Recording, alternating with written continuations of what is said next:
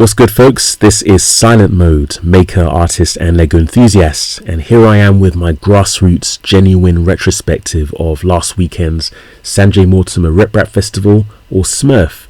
This is one thing I started to do. I wanted to give a retrospective of the events that I've been to, mostly as an exhibitor.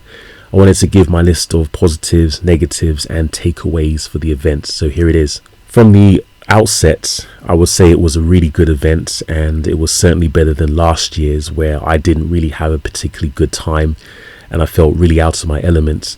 At least this year I had a better idea of what to expect, and largely because of that I had a better time. I got speaking to enough people and I actually enjoyed myself for the most part. I would say that anybody who thought more of the event was either a content creator or one of their fans. And I would reiterate that this isn't the kind of event where people would actively take an interest in what you're doing. It's more about meeting your favorite celebrities and famous YouTubers and the like. Although I will say, I do think that the change of location from Oxford to Manchester attracted a more receptive audience. I think both times I've been to events in Oxford, the audience wasn't really receptive to the kind of things I had on display. For whatever reason, the crowd in Manchester was a lot more receptive, and I appreciate that. So I wanted to go over my list of positives, negatives and takeaways, and let's start with the positives. I had a great response to my display, which was this architectural style maquette of a fictional go-kart track. And I was actually really concerned with the quality of this print. This is all 3D printed. It wasn't as great quality as I would have liked, and it was kind of a rush job because I didn't have the time to make sure it was printed in as great quality as I would like. But people responded to it quite well. They more or less understood what it was and they seemed to really like it. I actually had some encouragement to do more in the future and maybe add some more parts to it. And as a side note, it was actually interpreted as a tactile model by these guys. I'm not going to try and pronounce their names, but definitely check them out. They specialized in accessible games, and they actually interpreted my model as a tactile model, primarily because of the trees. And that was a new way of looking at it. And this goes back to what I was saying about iron sharpening iron, which is really important as a creative person. We want to be around people who are not just willing to give their opinions and suggestions for how to improve, but also appreciate what we're trying to do. Recognition of my printed badge, which was a design that came from Voron, for showcasing not only the Voron brand, I guess, but also my maker chip, which I designed back for Formnext and also included in this event. People seemed to like my design online when I posted it in printables and in the E3D Discord, and they seemed to like it at the event itself. And they responded quite well to my maker chip. I think they appreciated the fact that it was, well, at least the version that I gave out was printed using my custom filaments. I got to meet and re-meet some really great people. I want to give a shout out to Prash of Prash Makes, who I can honestly say if it wasn't for him I wouldn't be exposed to a lot of this stuff, whether it's Formnext, whether it's a bunch of people within the 3D printing space. I owe a lot of my exposure to that particular person. You can check them out on TikTok. I also caught up with a good contact, if not friend, Courtney from Filament Stories. She gifted me some filament from the States for my other YouTube projects, which you can check out at this link. I got to meet a number of other people as well, including someone I met last year from Prusa Research. Unfortunately, I can't remember the person's name, but I do remember them, and it was good to catch up with them as well. Speaking of people, I thought another positive was that there were a great set of people in the hall that I was in. The event was divided into 3 sections. There was the big hall, which had all the high profile people. There was another hall which I was in, which had the smaller donors or sponsors, and then there was the activity area. I can honestly say I don't have a bad word to say about anybody in my hall. I think everybody there was, equally as creative and as experienced and as friendly, and I appreciated being around them. And that hall in particular was a nice one to be in. It had just the right amount of people coming in and people to talk to. I also had some good interactions with Cookie Cad out of the States. I remember last year it wasn't so great because I guess I had an ulterior motive. I wanted to get some samples from them. Now, Cookie CAD hasn't been available in the UK, and they have some of the most alluring filaments available. Their filament is usually the first to go in the raffles because they're generous enough to donate some. But the good news is that their filament is going to be made available in the UK very soon, and I got to keep an eye out for that. It's going to be interesting seeing if they support the event in the future and how quickly their rolls of filaments are going to be taken in the raffles. Two more positives regarding filaments. I was actually given a roll of filament by a prominent YouTuber, and unfortunately I cannot remember the name of their channel for the life of me, but they had a problem with their booth. It got lost somewhere in transit and they had nothing to show, unfortunately, but they were really kind to give me a roll of filaments, which was actually 3DQF Sanjay steel from last year. I actually used it to print my raffle prize, one of my raffle prizes, and it's nice to get another roll of it, so I'm gonna have to think of something else to do with it. But shout out to that person. Unfortunately, I can't remember the name of the channel, I can't remember their name, but I really appreciate it. I was also able to give away some filament myself, whether it was some samples that I didn't use that I'd received from other companies, or some of my own custom filaments. I made sure to give at least a good amount to 3D Print Bunny, and I challenged them to print something really cool with it. I'm actually kind of concerned I didn't give them enough, but hopefully I'll get to see the results of what they choose to print with it, if they choose to print anything with it. I mentioned raffle prizes, and as well as giving away 10 rolls of filaments that had been given to me by NHH, I also donated a 3D printed model of a mode cart, and this one had Sanjay as a special guest driver. I was glad to hear, although I'm not sure how true it is, that it wasn't the last thing that was taken in the first day's raffle.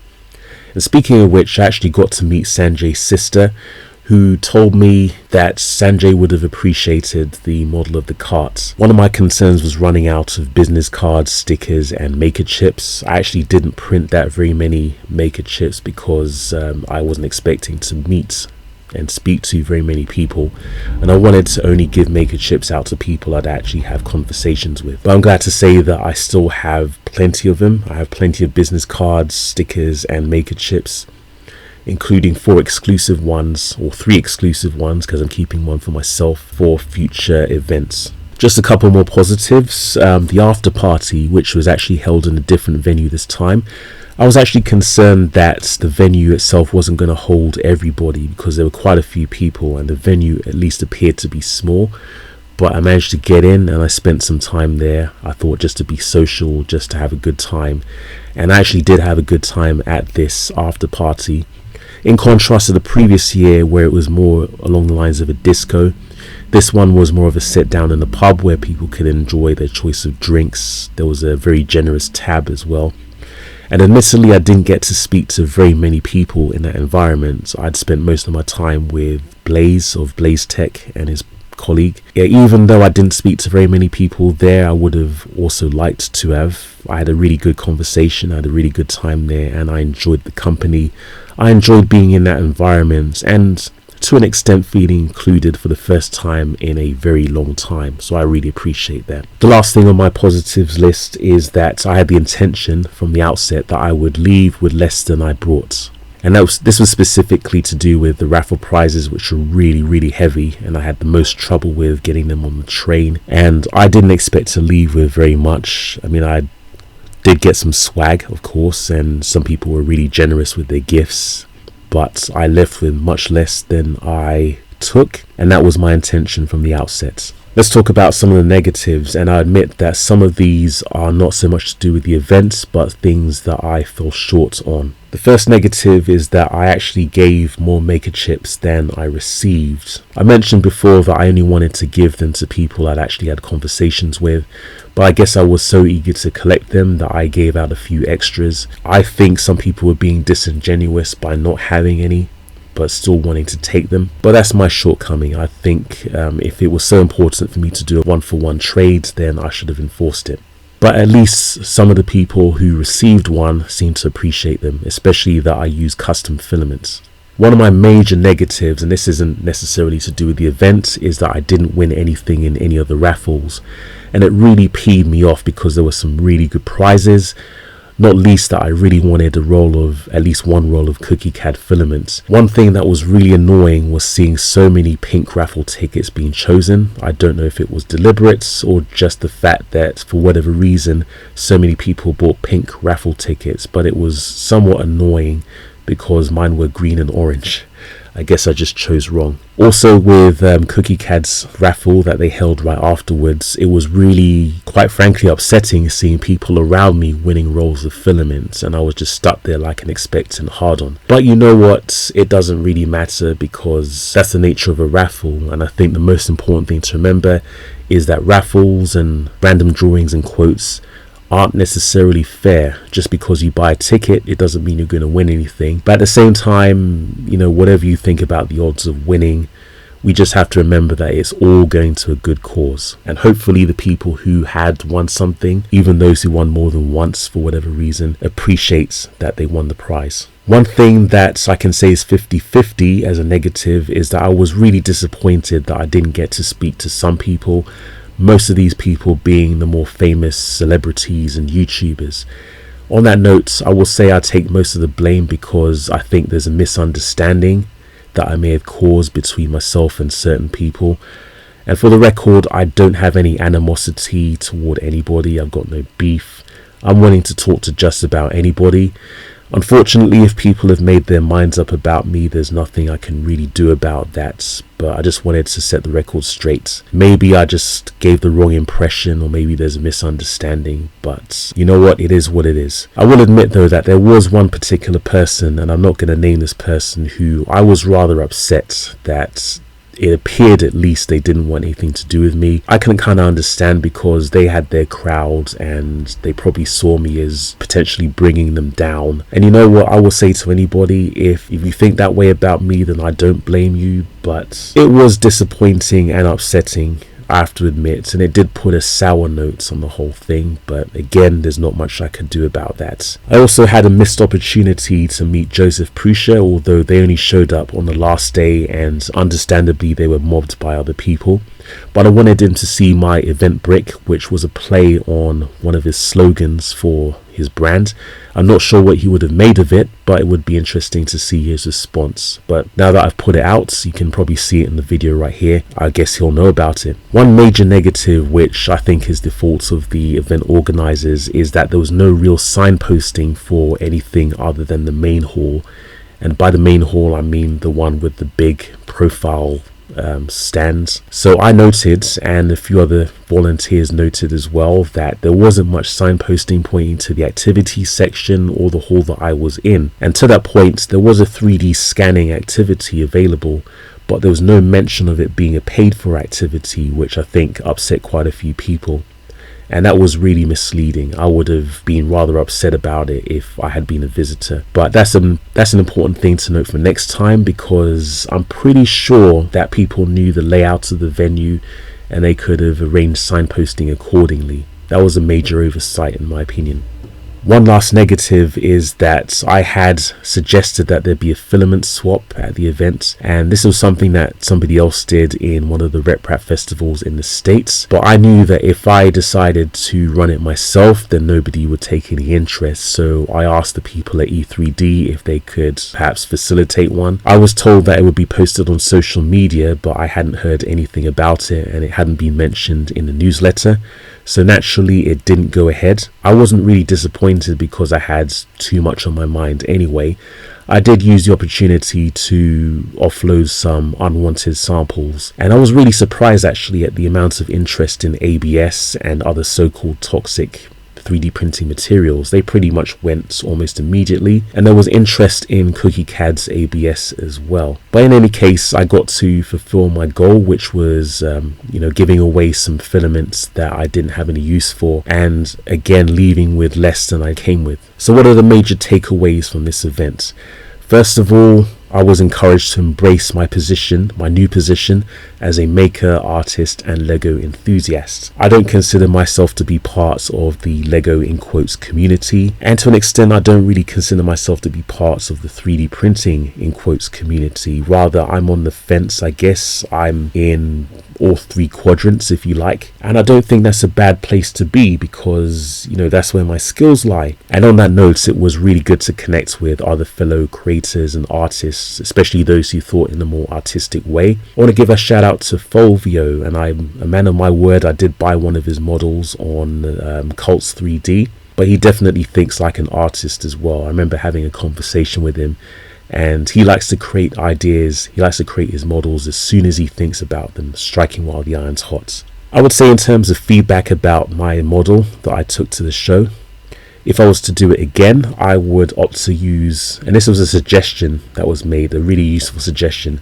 I would actually make it to where it connects so I can more easily transport it instead of relying on glue. And in a similar fashion, I would probably use pegged versions of the trees, so I don't have to worry about them falling out or anything like that, although it would take a long time to put them inside the model. One really important thing is to ensure that my website is up to date, and by that I mean having examples of work on the website so that people who are directed to the website will have something to see. This is a long-standing thing that I've had to deal with. There's always something that goes wrong before an event, and for the record, I've been working on my website for the past 4 or 5 years, and it was only in the last few weeks that it got to the stage where I could demonstrate my work on the website, but there's still a lot more to do. As I mentioned before, I had a much better experience at the event, and I think it was mostly down to my state at the time.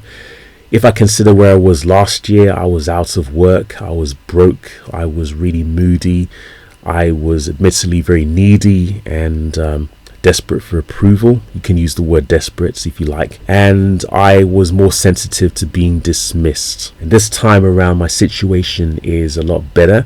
I mean, I could always use more money, but I had a better idea of what to expect. I had a better idea of how to present myself, what direction I should go in. And I think that contributed a lot to my enjoyment of the event. Again, it wasn't perfect, but it was a much better experience than before. With that said, it was also a reminder that those people with the biggest mouths seem to get the most exposure. And I'm not going to name any names, but there were such people who made a point of being really vocal and at least giving the impression that they were social, and people seem to gravitate toward that. And I find those people really annoying, quite frankly. And let's not forget that just because somebody has a big mouth and the people seem to gravitate toward them, it doesn't necessarily mean that people like them. It's just that they get the most attention, clearly. By far the biggest takeaway, and one thing that I would advise anybody who's been in my position, is that no matter how famous and important somebody appears to be, no matter how good they appear to have things, that everybody has had to pay a price for where they are, and everybody has something going on behind the scenes. Ultimately, we are all human, and hopefully we are all there for the same reason, which is to support the cause of supporting neurodiverse people in STEM, basically. I'd hope that's the case, but you know what? Some people have ulterior motives, and that's none of my business. If I can make a cheeky comment, I would say that the LEGO space could learn a lot from the interactions that we had at the event. And as a final note, I would say that I hope we can get to the time where people's contributions would be respected in general, without resorting to discriminating against them for how they look or what kind of things they have going on in the background or anything like that. Those small trivial things. Good is good, in my opinion, and it doesn't really matter where a good idea comes from or good execution comes from.